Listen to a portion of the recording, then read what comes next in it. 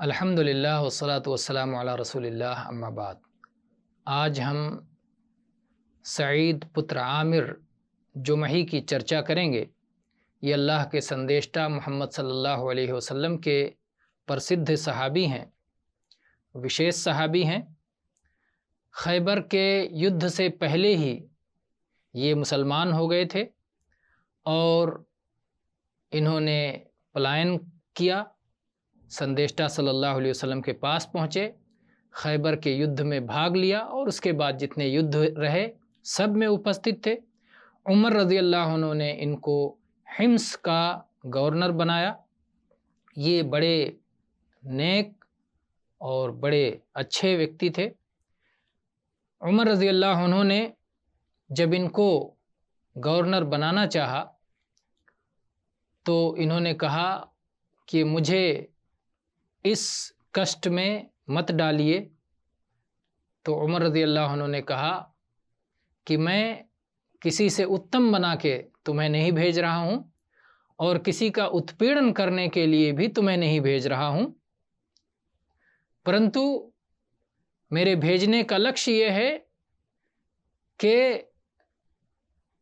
ان سارے لوگوں کو ساتھ میں لے کر ان کے شتروؤں سے جہاد کرو اور ان کے بیچ میں جو ان کا ادھیکار ہے، جو ان کا دھن ہے، اس کو نیائے کے ساتھ بانٹو۔ اور عمر رضی اللہ عنہ نے شام کی جو سینائیں تھیں، کسی سینا پر انہیں سیناپتی بنایا۔ پھر عمر رضی اللہ عنہ کو یہ سوچنا دی گئی کہ کبھی کبھی یہ بے ہوش ہو جاتے ہیں، تو عمر رضی اللہ عنہ نے ان کو اپنے پاس بلایا اور ان سے پوچھا کہ یہ کیا بات ہے، کیوں آپ کے ساتھ ایسا ہو جاتا ہے کہ اچانک آپ بے ہوش ہو جاتے ہیں؟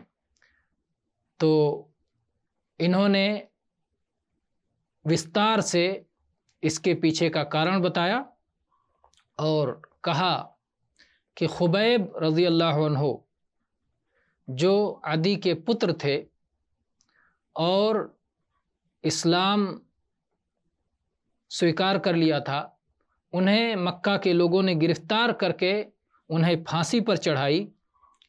تو اس سمے میں بھی تھا جب انہیں پھانسی پر چڑھایا گیا، اور انہوں نے قریش کے لوگوں کو جنہوں نے پھانسی پر چڑھائی تھی سب کو شراپ دی، سب کے خلاف بد دعا کی۔ جب جب میں اس کو یاد کرتا ہوں، اس سمے کو یاد کرتا ہوں، اس گھٹنا کو جب بھی یاد کرتا ہوں تو میں بے ہوش ہو جاتا ہوں، مجھے دکھ ہوتا ہے اور اس دکھ کو نہ سہ پانے کے کارن میں بے ہوش ہو جاتا ہوں۔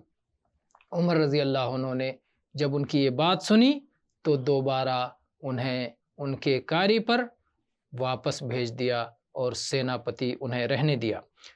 یہ سن 20 ہجری میں دنیا چھوڑے، ان کی وفات ہوئی، ان کی مرتیو ہوئی سن 20 ہجری میں، جس سمے کی یہ عمر رضی اللہ عنہ کے اور سے شام کی کسی استھان پر گورنر تھے۔ رضی اللہ عنہ و ارضاہ، و آخر دعوانا ان الحمد للہ رب العالمین۔